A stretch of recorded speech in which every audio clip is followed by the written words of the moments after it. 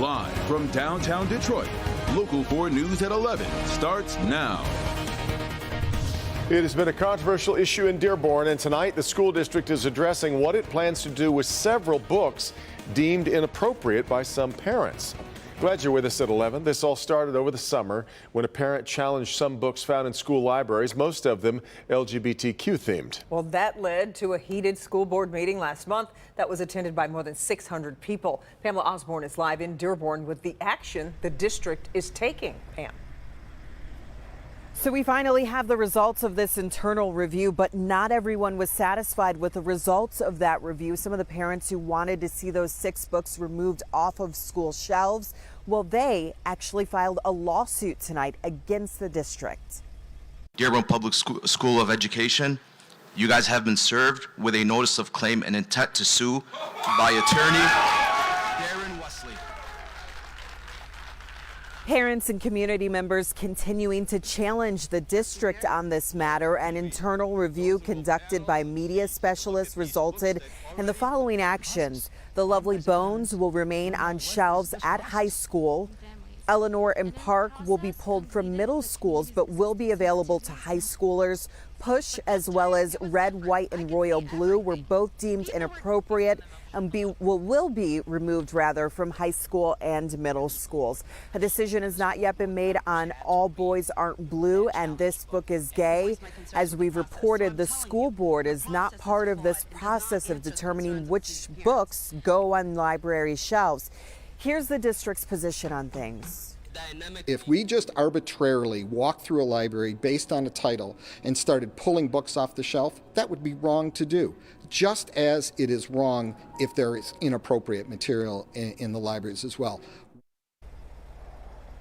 So there is another step in this process for the parents who first raised those concerns about those 6 books. What they can do is submit for another review. This one would take place by a committee of 9 community members, school officials. They'll all get together, read each of those books individually, have a discussion about it, and then make a final determination as to whether or not they belong inside of schools. Reporting live in Dearborn, I'm Pamela Osborne, Local 4. Okay, Pamela, thank you. Devin. Detroit Police Chief James White announcing tonight he is suspending 2 officers and 1 supervisor in connection with that deadly shooting of a 27-year-old woman who officers shot and killed last week. Mara McDonald live tonight at Detroit Police Headquarters. The chief, Mara, called out 2 factors that led him to his decision. Devin, that's right. The chief has questions about the timeline here. He also has questions about how the supervisors came to their decisions. Let me show you. This was the aftermath on Myers Street last Thursday. A 27-year-old mother of 2 dead after suffering from what her mother called a mental health crisis. Her mom called 911. She was worried she was going to have to kill her own child because she'd assaulted her and one of her young children. Kezia Miller had her phone going on Facebook Live before the fatal confrontation with officers. Y'all came with guns drawn. Because somebody came to my residence. Well, we ain't got no guns on you no more. No more, but y'all prepared to shoot, right? Watch closely. The officer drops his rifle, and that's when they rush in. All y'all.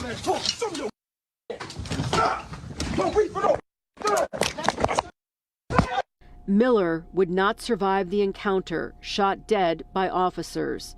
I have some concerns with the pace in which we moved, and I also have some supervisory concern issues. So much so, 2 officers and 1 supervisor from that night are now suspended while the investigation continues. Retired Detroit Assistant Chief Steve Dolan says, here's what the questions are. Did the officers properly follow the force continuum? It was in close quarters. Were they too close to the individual, or the individual was able to get to their weapon? Did they feel that their life was in jeopardy?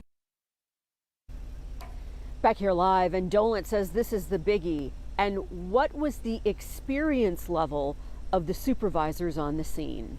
We're live downtown tonight at Detroit Police Headquarters. I'm Mara McDonald, Local 4. Yeah, awful case. All right, Mara. A former member of the University of Virginia football team is accused of shooting and killing 3 players. Police say Christopher Darnell Jones Jr. opened fire on a bus full of students as the group returned from a field trip last night. Deshaun Perry, Devin Chandler, and Lavelle Davis Jr. were killed. 2 other people were hurt. The shooting prompted a 12-hour manhunt, and students were told to stay inside. Jones was found off campus. Police say he was already on their radar. Mr. Jones came to the attention of the University of Virginia's threat assessment team in the fall of 2022. In fact, in September of 2022, our Office of Student Affairs reported to the multidisciplinary threat assessment team that Mr. Jones, they received information that Mr. Jones had made a comment about possessing a gun to a person that was unaffiliated with the university. In other words, a third party. The motive is still under investigation. Matt DePerno, the Republican candidate for Attorney General who was defeated by Dana Nessel last week, says his next move will be to run for chairman of the Michigan Republican Party. Tudor Dixon, the Republican gubernatorial candidate, has also expressed interest in running. Of course, she was defeated by the incumbent, Gretchen Whitmer, by a 10-point margin. Last week, Dixon blasted current party leadership after an internal memo from the party blamed Dixon for Republicans losing both chambers of the Michigan legislature. Meanwhile, former President Donald Trump is expected to announce whether he will launch a 2024 bid to run again as for president. Trump will be making the announcement from Mar-a-Lago in Florida tomorrow night at 9 p.m. We are just hours away from firearm deer season kicking off. That's right. And this year there are changes that Michigan hunters need to know. So for the first time, anyone who successfully takes a deer will need to report the kill online.